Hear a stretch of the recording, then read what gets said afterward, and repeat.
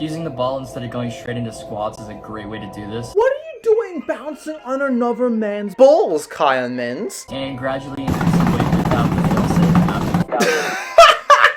The Naruto run! The Naruto run! That was Kaya Mince's first gym video. He already knew to start off his Instagram account with rage bait, so let's look at some of his newer rage bait to see if he's gotten any better or worse at training and what we can learn from it. Arnold Schwarzenegger is known by most as the greatest lifter of all time, specifically for his massive arms, so of course I have to try out his arm routine. 5 sets of each exercise shown is specifically for his massive arms. And do you know what else is massive? Low taper fade. You know what's crazy is that low taper fade meme is, dude, it is still massive. Yeah. 5 sets of each exercise shown is far more volume than I'm used to, which Don't do that. A lot of people have been trending towards super low volumes where you do like 1 set and you go my fragile, weak body can't handle anymore. The fatigue.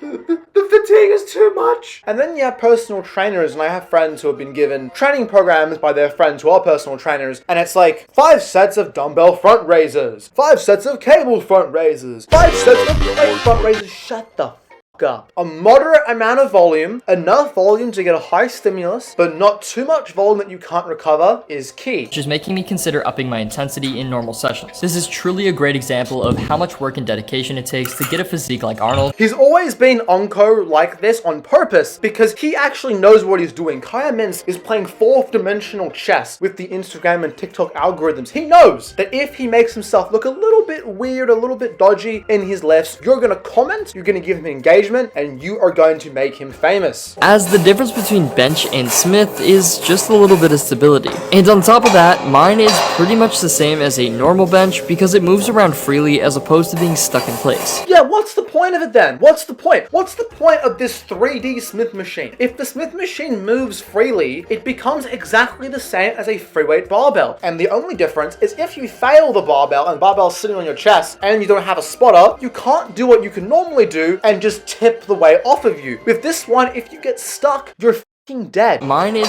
pretty much the same as a normal bench because it moves around freely as opposed to being stuck in place. Bench is one of those movements Bro got the anti-spotter. The spotter is pushing the barbell down as he's pressing it. He's actively trying to kill him. You do barbell bench for the sole reason of increasing your ego so you can compare yourself to girls half your size. That's what masculinity is. Being better than people who weigh half as much as you and have 10 times less tests. That's true toxic masculinity right there. Smith machine squats are crazy. People are quick to hate on the Smith machine squat until they hear that it's Chris Bumstead's favorite exercise. And for plenty of good reasons. The form is clearly rage bait. If you find that your knees are like collapsing in on themselves like a black hole, that's usually because you're using too much weight. Try and drive your knees outwards and keep them there instead of having them do this. He's gone on record to say that the extra added stability feels really good when taking on the heaviest load he can handle all at once. He's not wrong. Now, again, because the barbell moves freely here, he is receiving none of the benefits of the Smith machine. But what he's saying here, the video itself is dumb, but what he's saying here is completely correct. The Smith machine provides a lot of extra stability. I personally don't find it very comfortable. If you find it comfortable, do it because it's a very good exercise. How are his legs so small but calves so big? My small calves will plague me for all of eternity, but seriously, who cares about your calf size? How are his legs so small but calves so big? I've never once looked at someone's calves ever and been like, damn, they're small. Who gives a shit?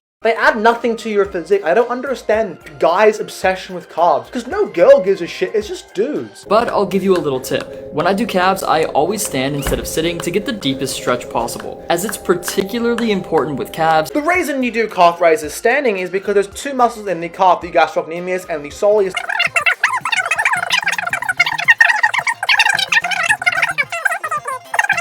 Mitochondria's unique ability to blah blah blah. You don't actually care about the reason why. Point is, when you bend your leg, you're not working the gastroc, which is the big muscle in the calf. You're only working the soleus. When you have a straight leg, you work both very well, which is why seared calf raises are probably a waste of time. Adding a clapping sound effect, 1 out of 10 rage bait, my guy. Instead of sitting to get the deepest stretch possible. I didn't even notice the clapping sound effect until the comment section. That's absolutely crazy. But anyway, Kaya Mins has gone a lot better with his training. Wish him the best of luck, but I am very busy. I have to go to watching my calculus lecture. So thank you guys for watching this video. Make sure to like, comment, and subscribe so I have motivation to make these videos while doing full-time uni. And I'll see you later in the next video. Goodbye, everybody.